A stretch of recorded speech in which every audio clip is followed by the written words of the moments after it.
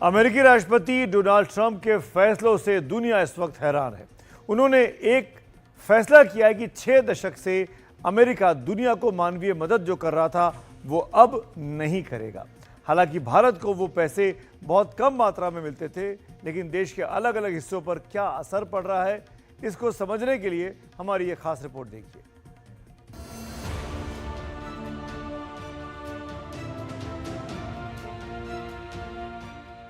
करोड़ों लोगों की नजरें वॉशिंगटन डीसी के जिस दफ्तर पर टिकी रहती हैं, उस दफ्तर में ताला क्या लगा। वहां से 12,000 किलोमीटर दूर दिल्ली तक किसी अनहोनी की आहट आने लगी। ऐसा क्यों हुआ, ये हम आपको आगे दिखाएंगे, लेकिन पहले समझिए कि वो दफ्तर यूएसएड का है, जिसका फुल फॉर्म है United state agency for international development. Trump ने इसे बंद कर दिया क्योंकि ट्रंप को लगता है कि इससे वो इस पर खर्च होने वाला 40 अरब डॉलर यानी 35,300 करोड़ रुपए बचा लेंगे। ट्रंप को ये भी लगता है कि 63 साल से अमेरिका जो मदद देता रहा है उसे वो जारी क्यों रखे। ट्रंप को ये भी लगता है कि दुनिया के दूसरे देशों में बेबस लोगों पर अमेरिका का डॉलर क्यों खर्चें। यूनिसेफ और WHO को अमेरिका अपना पैसा क्यों दे। दूसरे देशों में टीबी मिटाने, वैक्सीन लगाने, गर्भवती महिलाओं के पोषण और नवजात शिशुओं की फिक्र अमेरिका क्यों करे।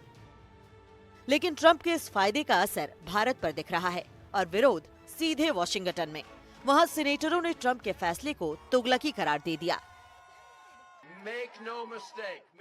कोई गलती मत कीजिए, इसमें कोई गलती न करे। एलन मस्क का USAID को खत्म करने का प्रयास चीन के लिए एक तोहफा है, ये रूस के लिए एक तोहफा है, ये दुनिया भर में हमारे विरोधियों के लिए एक तोहफा है।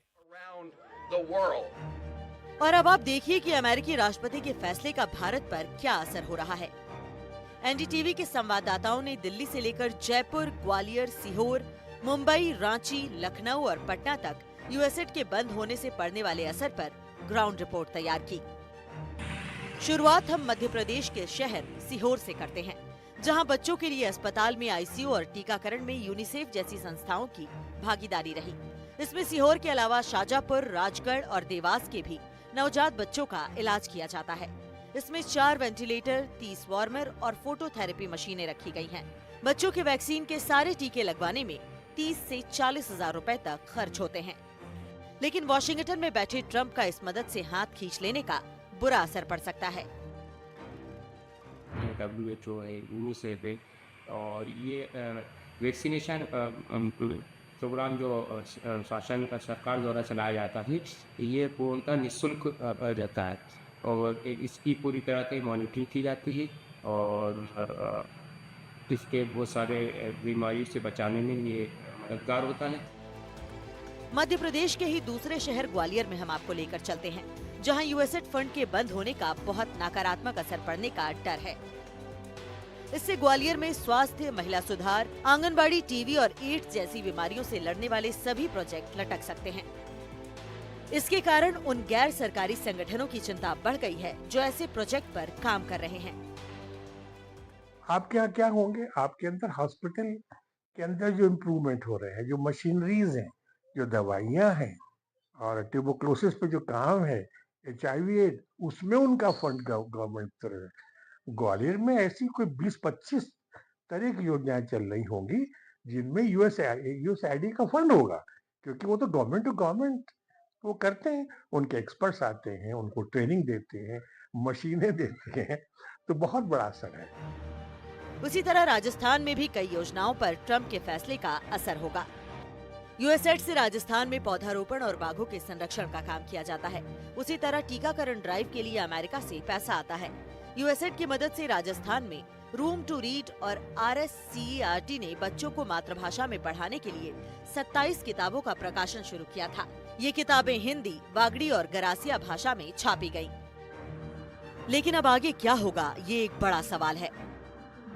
न्यू एजुकेशन पॉलिसी के अकॉर्डिंग SCERT जो है वो मातृभाषा में बच्चा जो है वो सीखे और स्कूल से अपना जुड़ाव महसूस करे, इसके लिए अपना जो कार्य है उसको पूरी मुस्तैदी से कर रहा है।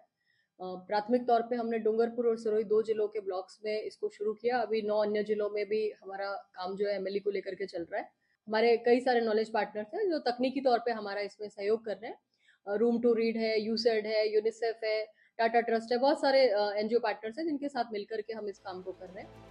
उसी तरह यूएसएड ने राजस्थान में जमीनी स्तर पर काम करने वाली कई संस्थाओं को ग्रांट भी दिया। बाड़मेर में पब्लिक हेल्थ पर काम करने वाली संस्था धारा संस्थान ने यूएसएड के साथ मिलकर वैक्सीनेशन ड्राइव चलाया था।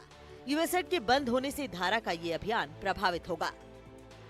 हम लोग यूएसएड के सपोर्ट से, यूएसएड जैसे एमराइट प्रोग्राम के तहत हम लोग कोविड वैक्सीनेशन में उसकी रोकथाम और उसके गवर्नमेंट के साथ मिलकर वैक्सीन को बढ़ावा देने के लिए वैक्सीनेशन की तक लोगों की रीच बने इस समुदाय की, इस पर हम लोग काम कर रहे थे। रूटीन टीकाकरण कार्यक्रम है जो शिशुओं और बच्चों को और माताओं को टीके लगते हैं। वो टीकों को भी लोग टीकों की जो चेन कंप्लीट हो और चेन बनने के लिए हमने पूरा परफेक्ट प्रयास किया था, जो अब यूएसएड के प्रोग्राम रुकने से तो काम तो प्रभावित होगा। वहीं रांची में यूएसएड के दफ्तर में ताला लग गया है। यूएसआईडी के दफ्तरों का बंद होना भारत, खासकर झारखंड के लिए बेहद एक ढंग से कहा जाए तो बहुत ही नुकसानदेह है। और नुकसानदेह इसलिए नहीं कि एक यूएन एजेंसी का भारत में दफ्तरों का बंद होना, उनके कामकाज पर रोक लगना, बल्कि जनजातीय क्षेत्र वाले इलाके खासकर झारखंड में इसका विशेष प्रभाव पड़ता है। ट्रंप ने पैसे तो रोक दिए, लेकिन जिस तरह भारत आत्मनिर्भर होने की दिशा में बढ़ रहा है, उसमें अपनी जरूरतों के लिए पैसे खुद ही जुटा लेगा। एनडीटीवी इंडिया की रिपोर्ट।